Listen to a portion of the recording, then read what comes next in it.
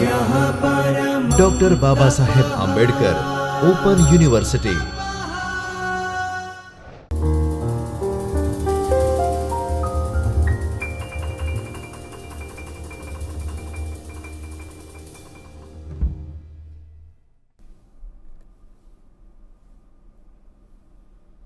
Welcome students. આપણે આપણી હેલ્થનું ધ્યાન તો પહેલાં રાખવું જ જોઈએ, જેથી કરીને પણ ઇવન આપણે આ ટેકનોલોજીનો યુઝ કરી શકીએ કે ધારો કે રૂબરૂ ન મળીએ તો પણ ટેકનોલોજીના યુઝથી આપણે ડિસ્ટન્સમાં પણ આપણે મળી શકીએ. એટલા માટે હેલ્થનું આપણે હંમેશા ધ્યાન રાખવું જોઈએ. સ્વાસ્થ્ય આપણી પહેલી મહત્ત્વની બાબત ગણી શકાય. તો ફરીથી હું આપનું સ્વાગત કરું છું ડૉક્ટર બાબા સાહેબ આંબેડકર ઓપન યુનિવર્સિટીના વર્ચ્યુઅલ ક્લાસરૂમ અથવા તો ઓનલાઈન ક્લાસમાં. આ ક્લાસીસ તમે યુટ્યુબ ઉપર પણ જોઈ શકો છો. આ લેક્ચર અને વંદે ગુજરાત જે ટીવી ચેનલ છે ગુજરાત સરકારની, એના ઉપર પણ તમે જોઈ શકો છો. અને સ્વાભાવિક છે કે કદાચ યુટ્યુબનો ઉપયોગ કરો તો તમે ફરીથી તમારા પોતાના ટાઈમે એ ફરી એક્સેસ કરી શકો છો.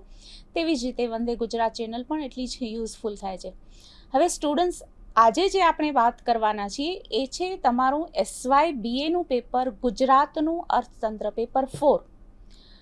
હવે ગુજરાતનું અર્થતંત્ર છે અને તમારું આજનું જે આપણે એકમ લઈએ છીએ એ છે ગુજરાતનો ઔદ્યોગિક વિકાસ અને યોજનાઓનું એકમ 9.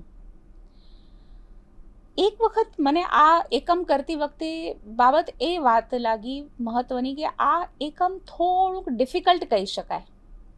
ડિફિકલ્ટ કઈ રીતે કે જ્યારે કોઈ પછાત પ્રદેશમાં ઔદ્યોગિક વિકાસની તકો છે કે ઔદ્યોગિક વિકાસની સમસ્યાઓ વિશે આપણે ચર્ચા કરતા હોઈએ તો એ સમસ્યાઓને આઈડેન્ટિફાઈ કરવી એ ઇઝી પડે છે. પણ જ્યારે ઓલરેડી વિકસિત રાજ્ય છે, ગુજરાત ઉદ્યોગની દૃષ્ટિએ ઓલરેડી વિકસિત રાજ્ય છે અને તમને કદાચ ખ્યાલ હશે કે નેક્સ્ટ આપણે ગ્લોબલ સમિટમાં આપણો પ્લાન એવો છે કે ગુજરાત રાજ્યને આપણે બિઝનેસ કાર્ડ તરીકે રજૂ કરી શકીએ કે ગુજરાત ભારતનું એ બિઝનેસ કાર્ડ છે. એ રીતે એટલું ડેવલપ્ડ ઇન્ડસ્ટ્રીઝની દૃષ્ટિએ હોય. તમે આખો ગુજરાત પ્રદેશનો તમે અભ્યાસ કરો તો એવો કયો વિભાગ છે, એવો કયો વિસ્તાર છે કે જ્યાં ઇન્ડસ્ટ્રીયલ ડેવલપમેન્ટ નથી થયો. એનો મતલબ એ કે જો આટલો બધો ઇન્ડસ્ટ્રીયલ ડેવલપમેન્ટ થયો હોય તો પછી ગુજરાતમાં ઔદ્યોગિક વિકાસની કોઈ સમસ્યા તો હોય જ નહીં. તેમ છતાં આપણો પ્રયત્ન રહેશે કે અત્યારે ગુજરાતની સ્થિતિ ઉદ્યોગોના ક્ષેત્રમાં કેવી છે એ જાણવું અને હજી પણ વધારે આપણે ઇમ્પ્રૂવ કેવી રીતે કરી શકીએ, ગુજરાત ઉદ્યોગોની દૃષ્ટિ ઇમ્પ્રૂવ કેવી રીતે કરી શકે, ગુજરાત સરકારની યોજનાઓ કેવી છે, એ બધું જાણવામાં ખરેખર જ એક રસપ્રદ અને આનંદમય બનશે. કારણ કે જુઓ, સમય જેમ બદલે છે તેમ સરકારની યોજનાઓમાં એનો કેવો રિફ્લેક્શન આવે છે એ પણ તમને જોવા મળશે. તો આવો આપણે એક પછી એક સ્લાઇડની મદદથી આપણે એમાં જોઈએ. તો સૌ પ્રથમ સ્લાઇડ અહીંયા આપણે જોઈએ તો આ છે આપણી વ્યાખ્યાન ખંડની રૂપરેખા અને મોટા ભાગે આજે આપણે માત્ર 2 મુદ્દાઓ પર ફોકસ કરવાના છીએ. ગુજરાતમાં ઔદ્યોગિક વિકાસના અવરોધો અને ગુજરાતમાં ઔદ્યોગિક વિકાસની તકો. હવે શરૂઆતમાં જેમ મેં તમને વાત કરી કે ગુજરાત જો આટલું બધું ડેવલપ્ડ થયેલું હોય તો પછી ગુજરાતમાં ઔદ્યોગિક વિકાસના અવરોધો કઈ રીતે આપણે આઈડેન્ટિફાઈ કરવા. કારણ કે ઓલરેડી જ્યારે વિકાસ માટેના અવરોધો નહીં હોય અથવા તો અન્ય રાજ્યોની તુલનામાં ઓછા હશે તો જ આટલો ડેવલપમેન્ટ થયો હશે. ઉપરાંત ગુજરાતમાં ઔદ્યોગિક વિકાસની તકો હોય તો જ વિકાસ થયો હોય. તેમ છતાં હજી પણ વધારે કઈ તકો આપણે ઊભી કરી શકીએ એના માટેનું આ ખાસ વ્યાખ્યાન ખંડ છે અને એમાં આપણે 2 મુદ્દાઓ ઉપર આપણે ચર્ચા કરવાના છીએ. હવે વ્યાખ્યાન ખંડના ઉદ્દેશો જુઓ કે આ વ્યાખ્યાન ખંડમાં જોડાયા પછી તમે સૌથી પહેલો મુદ્દો આપશો કે ગુજરાતમાં ઔદ્યોગિક વિકાસના અવરોધો વિશે તમે ચર્ચા કરી શકો. આપણામાં એવું ડેવલપમેન્ટ થયું હોય, આ વ્યાખ્યાન ખંડ આપણે એવી રીતે તૈયાર કરીએ, એવી રીતે ડેવલપ કરીએ કે ગુજરાતમાં ઔદ્યોગિક વિકાસના કયા અવરોધો છે એના વિશે આપણે ચર્ચા કરી શકીએ.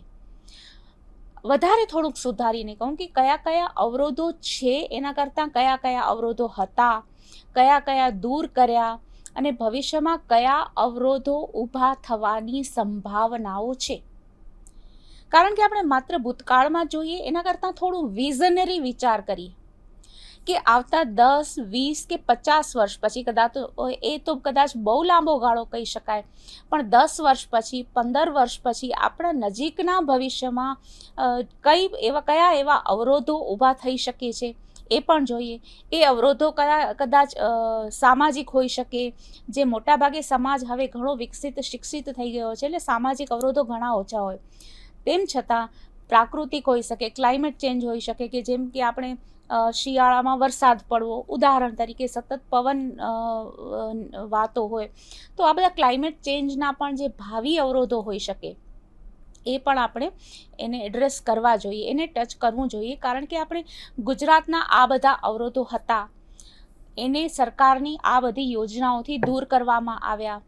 ગુજરાતમાં ઔદ્યોગિક વિકાસના આ બધા અવરોધો છે, સરકાર એને આ રીતે દૂર કરી રહી છે તેની યોજનાઓથી, એ તો આપણે ચર્ચા કરવાના જ છીએ. પણ હંમેશા જ્યારે તમે એક બાબત ખાસ ધ્યાનમાં રાખો કે કોઈ પણ વ્યક્તિ હોય કે કોઈ પણ પેઢી હોય, જ્યારે કોઈ પ્રદેશમાં ઉદ્યોગો માટેનું રોકાણ કરવાની હશે, એ માત્ર તાત્કાલિક તે સમય પૂરતું નહીં કરે. કોઈ પણ ઇન્ડસ્ટ્રીયલ પેઢી હોય, કોઈ પણ ઔદ્યોગિક પેઢી હોય, એ માત્ર 5 વર્ષ માટે રોકાણ નથી કરવાની. એ ઔદ્યોગિક એકમની સ્થાપના ફોરએવર માટે થાય છે, કે માત્ર 10 વર્ષ જ અમે ઉત્પાદન કરશું એમ નહીં. એટલા માટે હવે આપણે એ પણ જોવાનું છે કે ગુજરાત સરકારની અત્યારની નીતિઓ, હવે નીતિ જ્યારે આપણે જોઈએ, યોજનાઓ જોઈએ, એનાથી નીતિનું તો આપણે આકલન એટલે કે એનું મૂલ્યાંકન કરીએ જ છીએ. સાથે સાથે એ સરકારનો અભિગમ કેવો છે, એના પ્રત્યેની એવી નીતિ કઈ છે સરકારની, એ પણ આપણે જાણી શકીએ છીએ. અને કદાચ એ સ્પષ્ટ થાય છે કે ખરેખર ગુજરાત સરકાર, એ પછી ભૂતકાળની હોય, 1960થી આપણે ધારો કે એમાં ચર્ચા કરીએ, 1960થી કરીને 2020-21 સુધીની ચર્ચા કરીએ, તો હંમેશા કદાચ સરકાર બદલાઈ હોય, પણ સરકારી અભિગમ હંમેશા રહ્યો છે ઔદ્યોગિક વિકાસનો. ઓબ્વિયસલી એમાં જનતાનો પણ એટલો જ ફાળો છે, કારણ કે જનતા સાહસિક છે, ઔદ્યોગિક સૂઝ ધરાવે છે.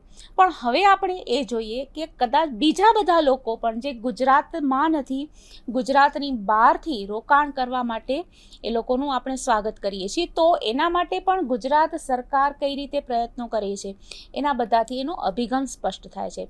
તો આ વ્યાખ્યાન ખંડમાં જોડાયા પછી ગુજરાતમાં ઔદ્યોગિક વિકાસના અવરોધો વિશે આપણે ચર્ચા કરી શકીએ એવું થવું જોઈએ, અને ગુજરાતમાં ઔદ્યોગિક વિકાસની તક ઓળખી શકીએ. ગુજરાતમાં સરકારની ઔદ્યોગિક વિકાસ માટેની યોજનાઓનું પણ મૂલ્યાંકન આપણે કરી શકીએ, એ આપણો ઉદ્દેશ હોય. બરાબર. હવે આ વ્યાખ્યાન ખંડના 3 ઉદ્દેશો રહ્યા. હવે ગુજરાતમાં ઔદ્યોગિક વિકાસ જ્યારે આપણે ભવિષ્યનું આપણે વિચારવું હોય કે ભાવિ સમસ્યાઓ આપણે અત્યારથી જ જો આપણે એનું જોઈ લઈએ, તો કદાચ એને તરત જ દૂર કરી શકીએ, અત્યારથી એની તૈયારી કરી શકીએ. અને બીજું કે આપણે પાસ્ટમાં જ્યારે અનુભવોનો અભ્યાસ કરીએ છીએ, હિસ્ટોરિકલ પર્સપેક્ટિવથી આપણે જ્યારે અભ્યાસ કરીએ છીએ, તો એ પણ જરૂરી મદદરૂપ થાય છે. પણ તે છતાં આપણે અત્યારે કઈ સ્થિતિમાં છીએ એ વસ્તુને ખાસ આપણે ધ્યાનમાં લેવી જોઈએ. તો ભારતમાં કુલ ઔદ્યોગિક ઉત્પાદન જેટલું થાય છે, એમાં ગુજરાત લગભગ 17%, 17% જેટલો ફાળો આપે છે.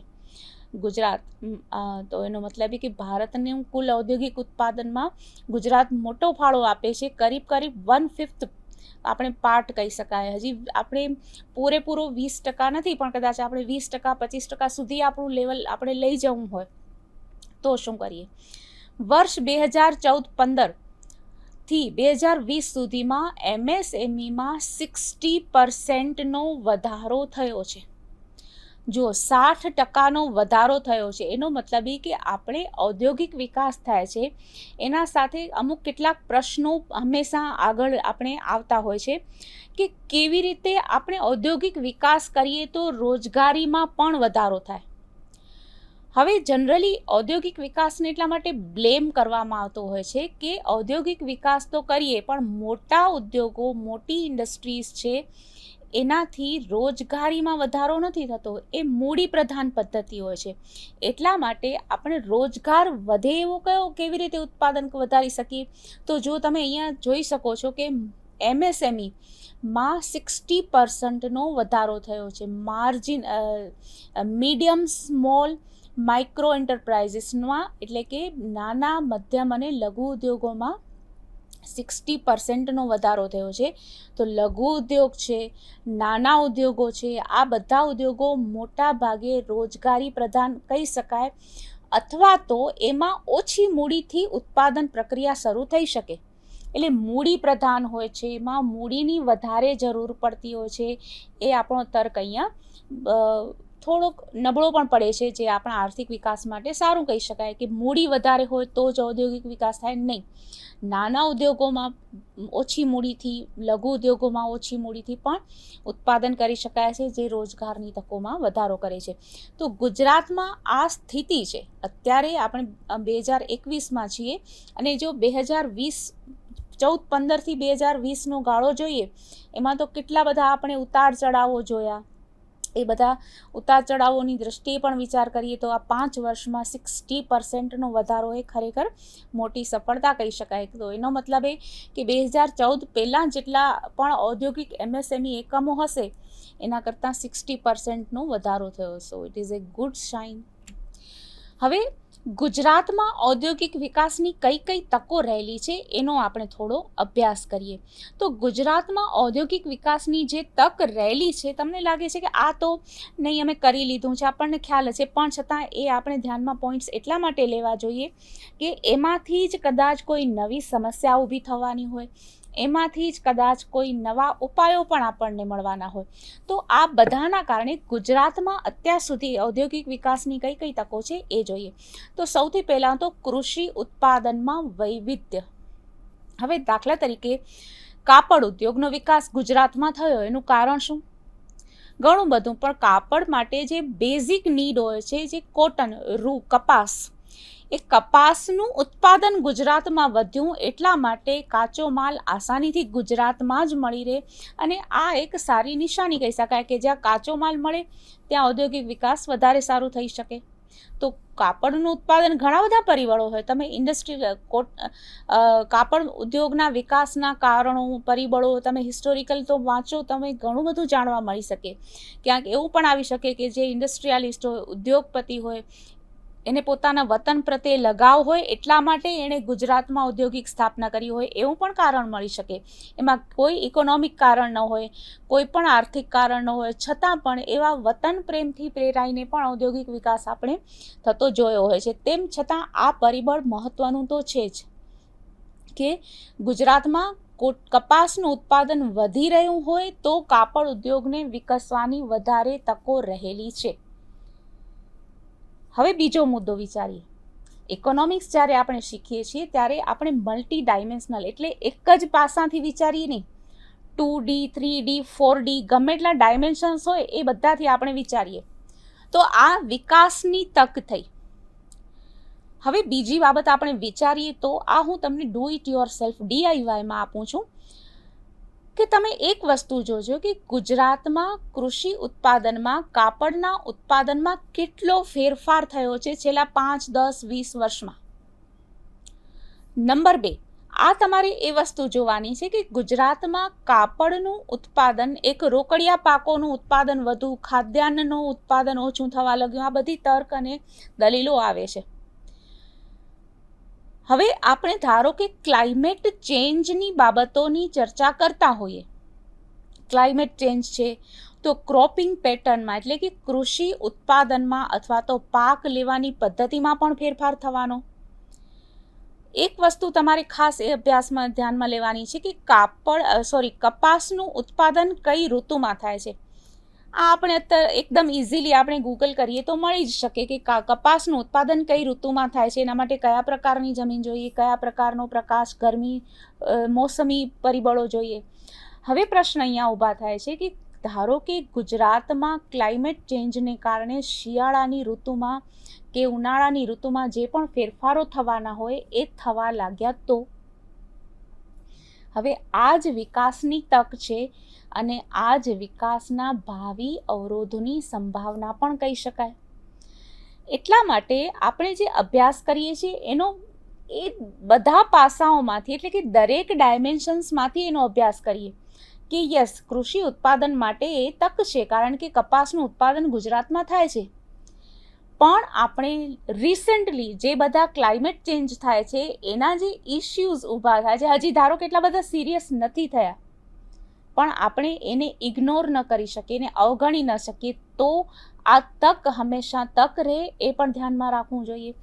આપણે ગુજરાતમાં ઔદ્યોગિક વિકાસની બીજી તક જોઈએ તો શેરડીના ઉત્પાદનથી ખાંડ બને, ડાંગરના ઉત્પાદનથી કરી શકાય છે ઉપ ઉત્પાદન. હવે ડાંગરના ઉત્પાદનથી ઘણા બધા બાય પ્રોડક્ટ્સ પણ થાય છે, એ ઘણું લાંબુ લિસ્ટ છે, એક આપણે જાણી શકીએ, પણ એક્ઝામ્પલ આપણે લઈએ. પણ ડાંગરનું ઉત્પાદન અને ગુજરાતમાં કેવી રીતે થાય?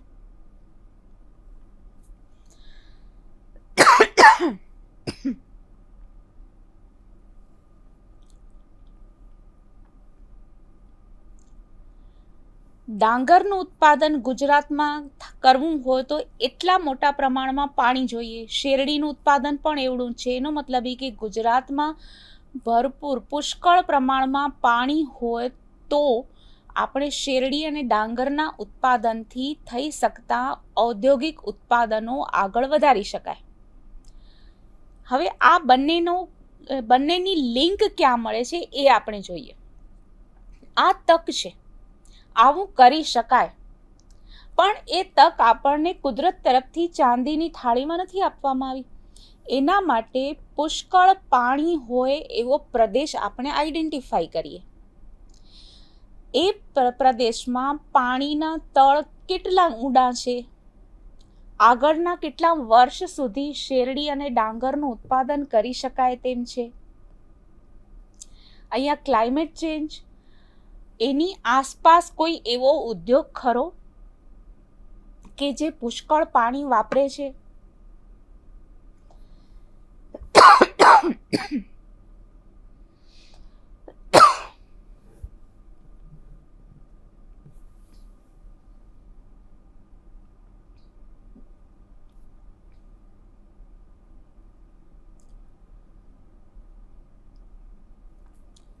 જો એ પ્રદેશમાં ઓલરેડી કોઈ એવા ઇન્ડસ્ટ્રીઝની સ્થાપના થઈ હોય કે જે સખત મોટા પ્રમાણમાં પાણી ભૂગર્ભ જળને ખેંચે છે, તો તે પ્રદેશના શેરડી અને ડાંગરમાં ઉત્પાદન થઈ શકે નહીં. હવે આપણી પાસે વિકલ્પ હોય કે શેરડી અને ડાંગર માટે પાણી રાખવું કે પેલા ઉદ્યોગો માટે પાણી રાખવું. ચોઈસ આપણી હોઈ શકે, પ્રજાની હોઈ શકે, સરકારની હોઈ શકે, એ બધાની સહિયારી પણ હોઈ શકે. પણ આજે એકબીજા સાથે સ્પર્ધા કરતા વિકલ્પો છે. એ વિકલ્પોના આધારે આપણા કોઈ પણ પરિસ્થિતિ કે કોઈ પણ સંજોગ આપણા માટે તક બને છે કે સમસ્યા બને છે, એ આપણે ઓળખવાનું રહે છે. ત્રીજી તક જોઈએ તો ગુજરાતમાં બહુ ઘણા લાંબા સમયથી, જૂના સમયથી રસાયણો, દવાઓ, બ્યુટી પ્રોડક્ટ્સના ઉત્પાદન માટે અનુકૂળતા છે. આને આપણે તકમાં ગણી શકીએ, રાઈટ? તો કેમિકલ્સ છે એના માટે હવે આ તક કઈ કહી શકાય કે રસાયણો, દવાઓ, બ્યુટી પ્રોડક્ટ્સના ઉત્પાદન માટે અનુકૂળતા છે. તો એનો મતલબ એ કે એ પ્રકારનું શિક્ષણ આપતી સંસ્થાઓ પણ હોવી જોઈએ. આ બધા કેમિકલ રિલેટેડ ઇન્ડસ્ટ્રીઝ છે, તો કેમિસ્ટ્રી સારું ભણવા મળે એવી કોલેજીસ જોઈએ, સ્કૂલ્સ જોઈએ, લેબોરેટરીઝ જોઈએ. એ લેબોરેટરીઝ માટેના ઉપયોગી સાધનો જોઈએ, કેમિકલ્સમાં ક્યાંથી કેવી રીતે મેળવી શકાય એ બધાનું જ્ઞાન જોઈએ. તો આ બધા એકબીજા સાથે રિલેટેડ પરિસ્થિતિ અને ઔદ્યોગિક વિકાસની તકો બતાવે છે. ચોથી, હવે આ દાખલા તરીકે જુઓ, જંગલ પેદાશો, દરિયાઈ પેદાશો, દરિયા સંબંધી ઉદ્યોગો, આ બધા પહેલેથી, એટલે કે કુદરત તરફથી મળેલી આપણને તકો છે. હવે જંગલ પેદાશોની વાત કરીએ, સૌ પહેલો મુદ્દો આમાં લીધો છે, તો જંગલ પેદાશો આપણી પાસે એટલા જંગલ છે? જંગલ પેદાશમાંથી ઔદ્યોગિક વિકાસ થઈ શકે એ આપણી પાસે તક છે. પણ આપણા માટે પહેલો પ્રશ્ન એ આવે કે જંગલ પેદાશો માટે જંગલ છે? તો સામાજિક વનીકરણ એ બધા જો સરકારના ઉપયોગો હોય તો આપણે જંગલો કપાતા બચાવવાના છે. નંબર 2, જંગલો કપાતા બચાવવાના છે તો જંગલો જેના કારણો માટે કપાય છે એનો વિકલ્પ શોધવો રહ્યો. ઉદાહરણ તરીકે, જ્યારે અર્બનાઇઝેશન થાય છે, શહેરોનો વિસ્તાર થાય છે, ભૂગોળ બદલાય છે, જંગલો કપાય છે અને શહેરી વિસ્તાર વિકસે છે. તો શું આપણે મલ્ટી સ્ટોરી બિલ્ડિંગનો કોન્સેપ્ટ આપણે અપનાવી શકીએ રહેણાંક માટે, વ્યવસાય માટે? દાખલા તરીકે ખેતી કરવા માટે ખેતર જોઈએ તો ખેતી કરવા માટે આપણે જંગલો સફાઈ થતી હોય છે. તો જમીનમાં પેદાશ થઈ શકે એના માટે વૈકલ્પિક કોઈ એવો ઉપાય છે કે જેના ખેતી કરવા માટે જમીનની જરૂર ન પડે? એવો કોન્સેપ્ટ, ઇનોવેટિવ આઈડિયા ઘણા લોકો લઈ આવ્યા છે. હમણાં અમુક લોકો આ બાબતે પણ કરે છે કે દાખલા તરીકે ડ્રીપ ઇરિગેશન, ટપક પદ્ધતિ, કે માત્ર ભેજવાળું વાતાવરણ ઊભું કરે અને જેમાં જમીનની જરૂર ન પડે એવી રીતે લેયર્સ બનાવીને ખેતી કરે છે, શાકભાજીની, ફળોની. તો આ એક આઈડિયા છે અને એ તકો છે. હવે એક સમસ્યામાંથી જ બીજી તક ઊભી થાય છે. જેમ આપણે વાત કરી કે જંગલો કપાય છે ફર્નિચર માટેનું લાકડું મેળવવા માટે, તો લાકડા માટેમાંથી ફર્નિચર બને તો લાકડાના વિકલ્પ એવી કોઈ વસ્તુ છે કે જેમાંથી આપણે ફર્નિચર બનાવી શકીએ? શહેરી વિસ્તાર ડેવલપ થાય છે, એના માટે રહેણાંક વિસ્તાર જોઈએ, ઔદ્યોગિક વિસ્તાર માટે ઘણી બધી જમીન જોઈએ, તો એના માટે કોઈ વિકલ્પ છે? તો આ બધા વિકલ્પો છે એ પણ વ્યવસાયની, એ પણ ઇન્ડસ્ટ્રીઝ ડેવલપ કરવાની એક તક છે. એટલે જ્યારે પણ એક ખાસ બાબત હંમેશા તમે ધ્યાનમાં રાખો કે જ્યારે આપણે ઇકોનોમિક્સનો અભ્યાસ કરીએ છીએ ત્યારે આમાં લખેલું વાંચી જવાય, એ તો તમે વાંચી જશો, એ તો તમે પાસ થઈ જશો, પણ ખરેખર જો આપણે આગળ જઈને આપણી રિયલ લાઈફમાં આ બધી બાબતોનો વિકલ્પ આપણે જોઈએ તો આમાંથી જ આપણને આપણા વ્યવસાયની તકો મળી શકે. આમાંથી એક જ લાઈન, દાખલા તરીકે તમે આખું SYBA અભ્યાસ કરશો, તમે આખું TYBA અભ્યાસ કરશો, પણ આમાંથી ધારો કે એક જ લાઈન એવી છે, એક જ લાઈનમાંથી તમે તમારો સરસ મજાનો કોઈક વ્યવસાય ડેવલપ કરી શકવાના છો. તો જંગલ પેદાશો, તો એના વિકલ્પો છે, જંગલનો વિકલ્પ છે. જંગલ તો જોઈએ તો વરસાદ અથવા તો ક્લાઇમેટ ચેન્જને અટકાવી શકાય. તો આ બધા હંમેશા વિકલ્પો એ પોતે જ એક પ્રકારના ઔદ્યોગિક વિકાસની તકો છે. એટલે કોઈ પણ સમસ્યા જ્યારે આપણે સમસ્યા તરીકે જોઈએ છે ત્યારે એને માત્ર એક વન ડાયમેન્શનલ ન જોઈએ. આ સમસ્યા છે, પણ સમસ્યાનો વિકલ્પ એક તક બની શકે છે. અથવા તો અત્યારે આ વિકાસની તક છે, જેમ કે કાપડ ઉદ્યોગ માટે કપાસ, પણ ભવિષ્યમાં કાપડ ઉદ્યોગ માટે કપાસનું ઉત્પાદન પોતે જ એક સમસ્યા તો નહીં બને. આ રીતે હંમેશા અલગ અલગ પાસાઓથી કોઈ પણ સ્થિતિનો અભ્યાસ કરીએ તો એ આપણને ઉપયોગી થઈ શકે. આગળ જોઈએ, અને તે પહેલાં આપણે એક પોઈન્ટ ફરીથી આપણો અભ્યાસ કરી લઈએ કે દરિયાઈ પેદાશો છે.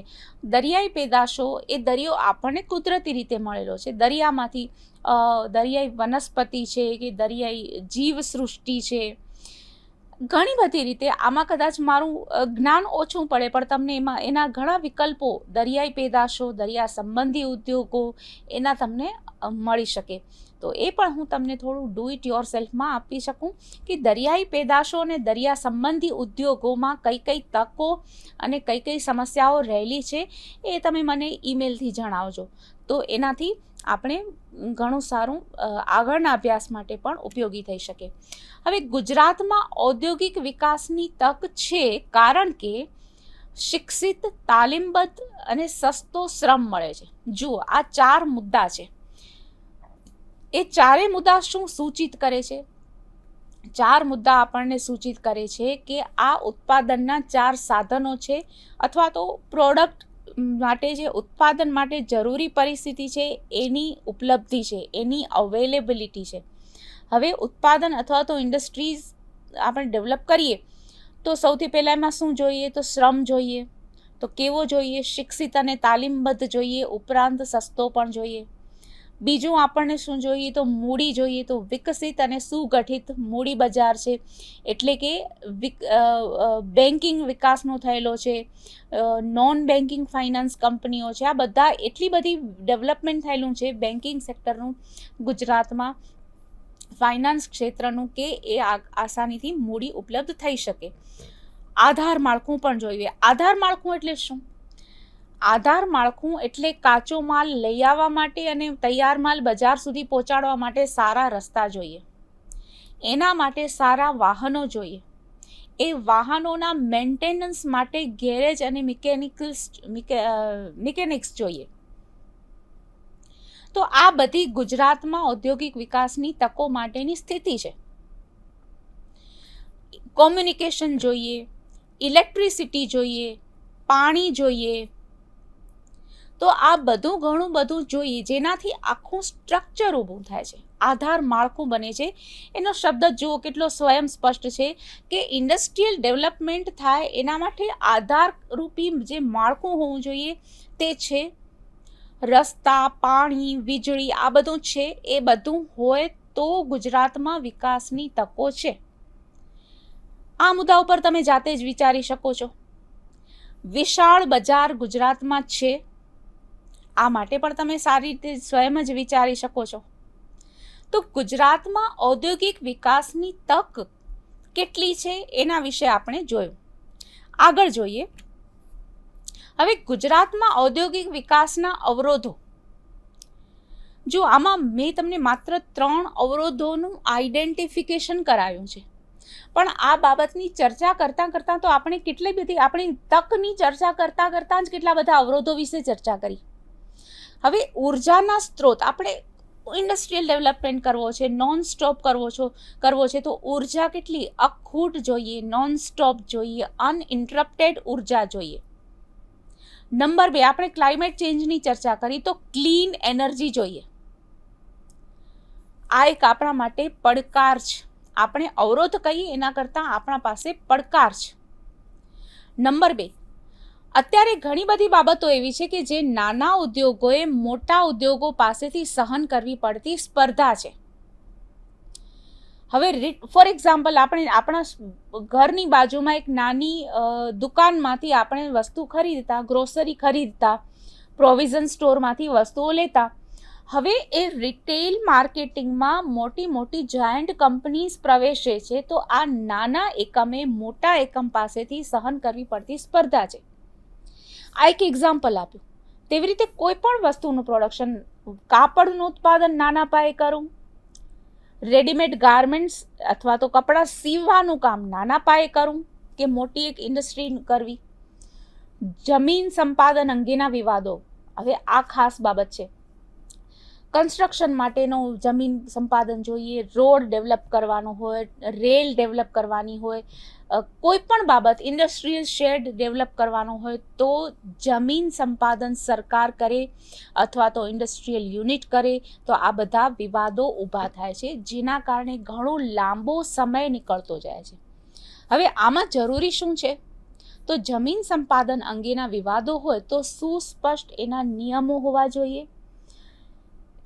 લવાદ હોય, કોર્ટ હોય, એના કાનૂન હોય, બધું હોય. તો આ અવરોધો પડકાર તો કહી શકાય, પણ તે ઉપરાંત આપણા માટે એ એક વિચારવા લાયક મુદ્દો પણ કહી શકાય.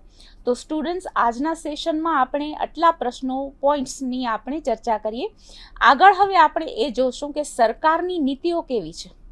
જે આપણે સમસ્યાઓ જોઈ, જે આપણે અવરોધો જોયા, જે આપણે પડકારો જોયા અને કેટલીક તક જોઈ, તો એ બધી બાબતમાં ગુજરાત સરકારની યોજનાઓનો પણ આપણે પરિચય મેળવશું. ત્યાં સુધીનો સમય તમારો ઘણો જ આનંદદાયક, સ્વસ્થ રહે અને આપણે ફરીથી મળીએ. ચાલો, હું ફરીથી મારા સ્વાસ્થ્યનું ધ્યાન રાખું, પણ એના માટે માત્ર માસ્ક નહીં, એના માટે સફાઈ ખાસ જરૂરી છે, હેલ્ધી ફૂડ જરૂરી છે. ફરીથી અહીંયા એક પ્રશ્ન ઊભો થાય છે કે તો કપાસનું ઉત્પાદન કરવું કે અનાજનું, ખાદ્ય પદાર્થોનું ઉત્પાદન કરવું? Health is first. Have a nice time ahead. આપણે ફરીથી મળીએ. Thank you.